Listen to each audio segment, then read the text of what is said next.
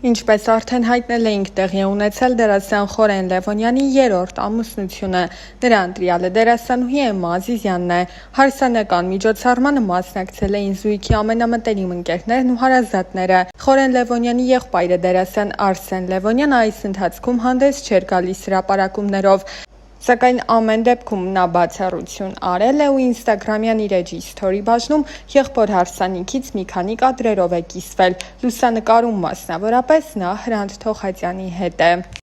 Հաճախ եմ մտածել այդ մասին։ Մեր հասարակությունը ավելի շատ սիրում է այնպիսի արտիստի, ում կկարեկցի, կցավի նրա համար։ Մենք չենք սիրում ուժեղ, վառ անհատականությունների, որոնք առաջնորդ են եւ որոնց ասածը պետք է ընկալենք ու հետևենք նրանց։ Մեծ մասը մտածում է, որ ինքն էլ է արժանի, որ իր հետևից գնան, իրեն լսեն։ Մենք չենք կարողանում համախմբվել առաջնորդի, նրա մտքերի շուրջ։ Եթե ուշադիր նայենք Խորեն Աբրահամյանի ստեղծած կերպարներին, նրա ապրած կյանքին, նրա մտքերին, կտեսնենք, որ նա մեր ազգի մեծ առաջնորդներից մեկն էր։ Շատերն են ասում, որ նմանություն կա, բայց ես կարծում եմ, որ ասողներից շատերը նաև ուզում են, որ այդ նմանությունը լինի։ Իրականում ես չեմ կարող իր պես լինել, որովհետև ինքը հզոր անհատ էր։ Ես ուրիշ տեսակ մարդ եմ։ Ես դեռ ճանապարհ ունեմ անցնելու եւ այդ ճանապարհի վերջում, երբ շուռ գամ եւ հետ նայեմ, այդ ժամանակ կտեսնեմ ով էի, ում էի նման կամ նման չէի, ինչ արեցի, ինչ թողեցի ինձանից հետո։ Խորեն Աբրահամյանը հայ թատրոնի մեծագույն դերասաններից մեկն է, իսկ ահա Խորեն Լևոնյանը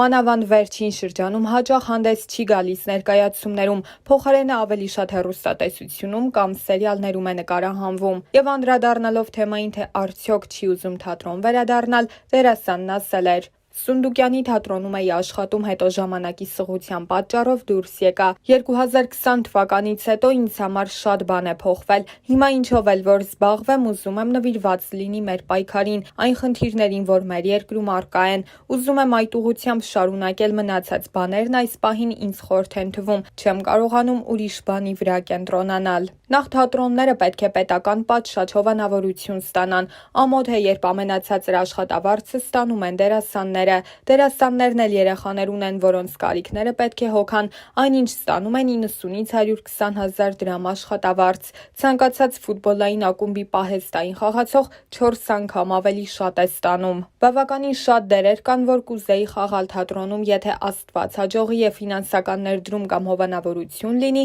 այդ դեպքում կփորձեմ մի քանի բան անել թատրոնում, բայց այս պահին չեմ կարող ոչինչ հստակ ասել, որովհետև հիմա իմ մտքում ուրիշ բան է։ Ես նպատակ եմ դրել իմ առաջ եւ ուրիշ բան աչքիս չի գալիս։ Մեր խմբի տղաների Տիգրան Աթայանի, Իշխան Ղարիբյանի հետ ստեղծել են երգեր, որոնք ես փորձեցի իմի բերել։ Ընթացքում հասկացա, որ ասելիք շատ կա, որ այդ ամենը իրոք իմն է։ Մեկ տարվա երկար աշխատանքից հետո ալբոմ թողարկեցինք, որը լույս տեսավ հոկտեմբերի 27-ին։ Այժմ տեսահոլովակների եւ համերգների վրա ենք աշխատում։ Աշխատում ենք նաև վավերագրական ֆիլմի վրա, որը կոչվելու է «Հույս»։ Ֆիլմն այն 6 տղաների մասին է, որոնք շրջափակման մեջ էին մնացել եւ մյուս 6-ի, որոնք զոհվեցին։ Հետաքրքիր բաներ ենք մտածել, ուզում ենք մեր ասելիքը ներկայացնել։ Այդ երգերն էլ կլինեն ֆիլմում։ «Հույսը» երևի ամենամեղմ տարբերակն է, մնացածը ավելի չոր են եւ ավելի պինդ, ոչ մի նվնվոց։ Վերջերս նկատում եմ, որ դեպի լաց տանող երգեր են ծնվում եւ ես որոշեցի այլ ճանապարհ ընտրել,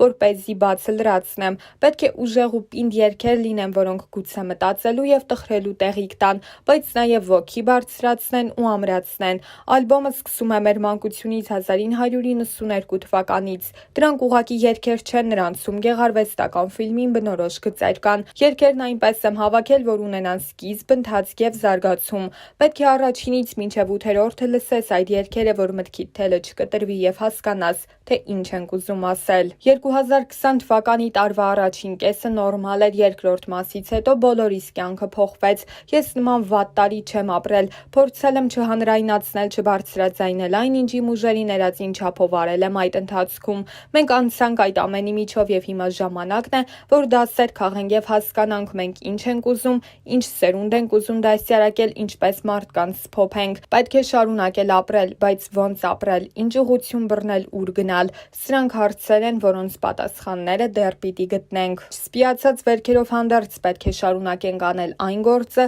որը մեր հայրերն ու պապերն են սկսել, չթողնել այս երկիրը օտարանա։ Մենք ինքներս մեզանից մեր տեսակից չօտարանանք, իրապես հայ լինենք ու մի մեծ ամուր ընտանիքի նման ապրենք։ Ես իրապես ունեմ հույս երկի մեջ այդ մասին հենց այնպես չի երգվում։ Սա մի փուլ է, որը պետք է հաղթահարենք։ Բառերը քիչ են ասելու, թե իմ հոգում ինչ կա այս պահին։ Ես փորձում եմ ավելի շատ գործով անել, չգիտեմ, եթե ես խոսեի, դա ինչով կօգներ, փոխարենը շատ ուրիշ բաներ եմ կարողացել անել, դա է իմը։ Մենք միշտ մի բան անում ենք, հետո ենք մտածում, պետք է հերթականությունը փոխել։ Հասկանալի է, բոլորն են հիմա վատ վիճակում, բոլորն էլ ավելի էմոցիոնալ են։ Մի մասը փորձում է ելք գտնել, մի մասը հանգիստ ապրել եւ ընդհանրապես բանի տեղ չդնել տեղի ունեցող իրադարձությունները։ Մի հատված էլ կա, որ նույնիսկ փորձում է օգտվել այս իրավիճակից։ Այսօր համախմբվածության պակաս կա։ Երևի համախմբող միտքը չկա, միտք, որը բոլորին իր շուրջ կհամախմբի։ Մենք վերածվել ենք պառակտված մասսաների։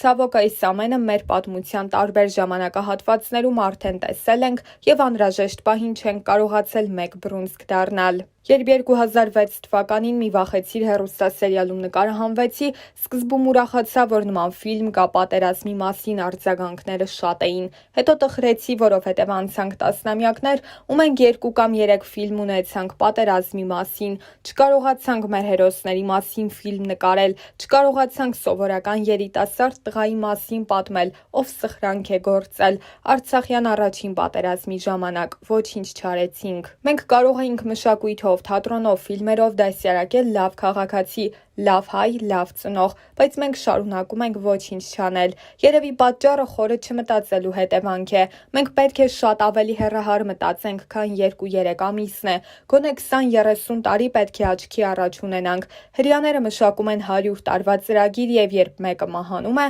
մյուսը գալիս է ու նրա կիսաթողածը տեղից շարունակում է առաջ տանել այդ գործը։ Մենք կարճ ենք մտածում։ Այս ամենը նաեւ կարճ մտածելու հետևանք է։ Դա վերաբերվում է նաեւ հեռուստատեսային ոլորտին։ Այս պահին լավ է, ռեյտինգները բարձր են, փողը շատ է, մյուս անգամ հովանավորը ավելի շատ կտա։ Իսկ թիրախը ովքեր են։ Ովքեր են նայում այդ հեռուստասերիալները, տնային տնտեսուհիները, որոնք այդ հոգեբանությամբ էլ երեխա են դաստիարակելու, տարիներ անց նրանք այդ երեխաներին հասարակությանն են տալու։ Մենք ոչ մի բան չունենք, չգիտենք 15-րդ դարի հայը ինչ միտք է ունեցել, չգիտենք նրա գլխում ինչ է կատարվել, շարժ ու ձևը, հագու կապը ինչպիսին են եղել, իսկ այդ ամենը կարելի է ներկայացնել ֆիլմերով։ Իրականում մենք չգիտենք, թե ով ենք մենք։ Մենք միայն 20-րդ եւ 21-րդ դարի հայն ենք, այնքան հիանալի ֆիլմեր կարելի էր նկարել։ Հաճախ եմ գնում Կոմիտասի անվան Պանթեոն, ամենաթանկ տեղն է ինձ համար։ Այնտեղ ննջում են մարդիկ, որոնք բազմաթիվ խնդիրներ են ունեցել միայն այն պատճառով,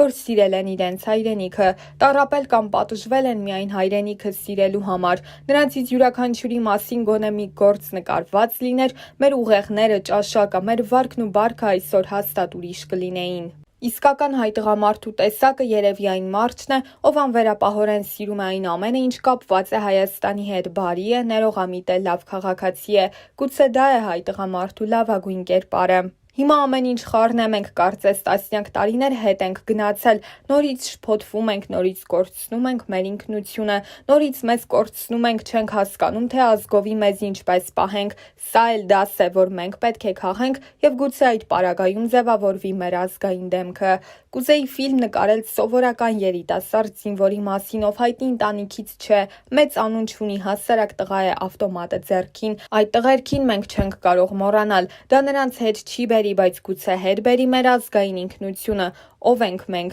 ոնց կարող էր 18-19 տարեկան տղան ավտոմատով զինվորական մեծ արսենալի դեմ կռվել։ Մենք պետք է մտածենք ապագա սերունդների մասին։ Գուցե հիմա ամեն ինչ խարխլված է, բայց եթե չենք ուզում, որ այդպես մի 20 տարի եւս շարունակվի, պետք է մտածենք ովքեր ենք լինելու եւ ուր ենք գնալու։